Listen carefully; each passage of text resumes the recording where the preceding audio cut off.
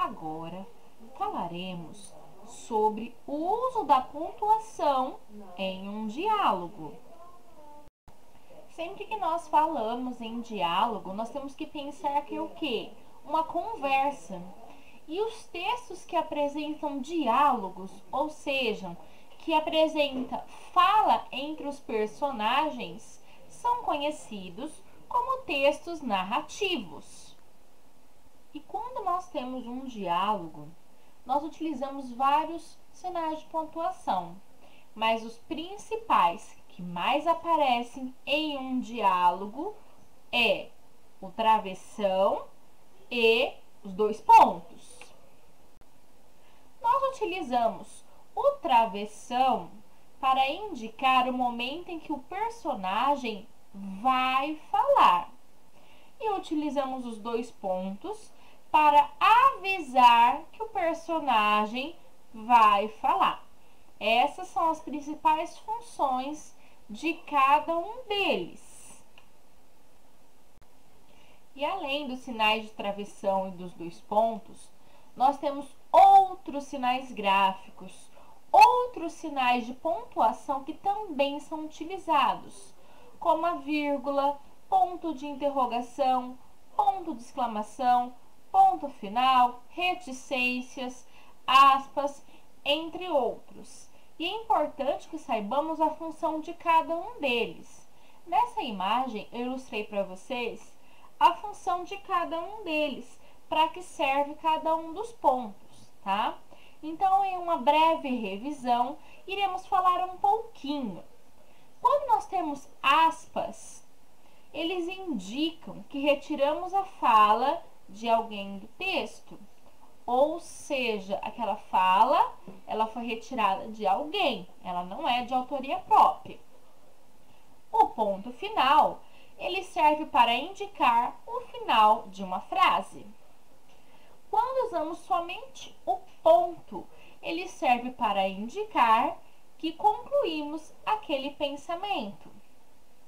O sinal de travessão, como dito anteriormente, indica que alguém vai falar. Já quando utilizamos o ponto de exclamação, ele indica admiração, alegria, espanto. O ponto de interrogação, ele indica quando o personagem, quando apresenta uma dúvida, ou seja, ele indica que é uma pergunta. Os dois pontos, eles são utilizados para indicar que o personagem vai falar posteriormente e também para dar explicação, fazer listagem, enumerar coisas. A vírgula serve para indicar uma pequena pausa na leitura e as reticências são usadas para indicar a interrupção de um pensamento. Ou seja, quando a pessoa para, quer dizer que ela vai parar, vai pensar, refletir e aquele pensamento terá uma continuação. E como escrever corretamente? Veremos a seguir algumas regrinhas de como escrever corretamente em um diálogo, quando temos apenas o diálogo ou quando temos a presença do narrador. Quando o texto é formado apenas por diálogo, nós temos que pontuar da seguinte maneira. Nós colocamos sempre o travessão, porque indica a fala do personagem, para poder colocar a fala daquele personagem. Depois que fizemos isso, temos que mudar para a linha seguinte, ou seja, ir para a próxima linha. Então, fazemos o recuo do parágrafo, ou seja, como eu sempre falo, todo texto precisa ter parágrafo e quando em início de frase usamos letra maiúscula, tá? Por isso que temos que fazer o recuo do parágrafo, colocar o travessão antes da fala de cada personagem e quando inicia-se a fala do personagem, Por estar iniciando uma nova frase, usamos sempre no começo letra maiúscula, porque indica o início de uma frase.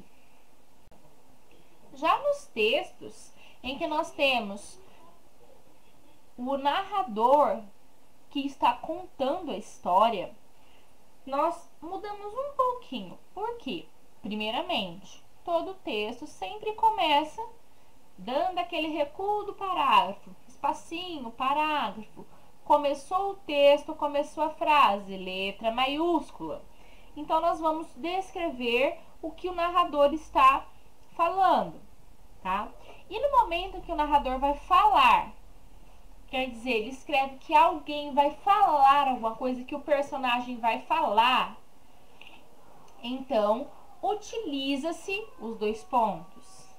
Depois que eu coloquei os dois pontos para indicar que o personagem vai falar, então nós vamos para a próxima linha, colocamos o recuo do parágrafo, travessão, iniciamos o nosso diálogo, iniciamos a nossa frase com letra maiúscula.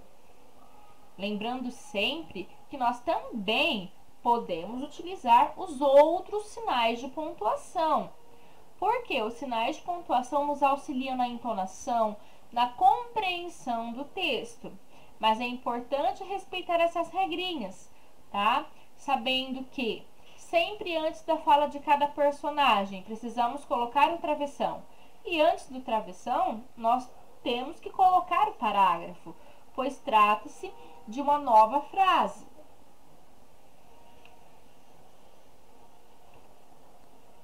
E lembrem-se, sempre que vocês tiverem dúvidas, vamos procurar recordar as regrinhas que nós utilizamos na língua portuguesa para escrever corretamente. Caso não lembrem da regrinha, procurem a professora para a professora poder auxiliá-los, tá? Mas o mais importante é que nós só conseguimos guardar mais facilmente, memorizar as regrinhas quando praticamos e quando lemos. Por isso é importante ter o hábito da leitura e a prática da escrita. E, como eu sempre falo para vocês, ao produzirem um texto, ao escreverem alguma coisa, peça para outra pessoa ler o seu texto.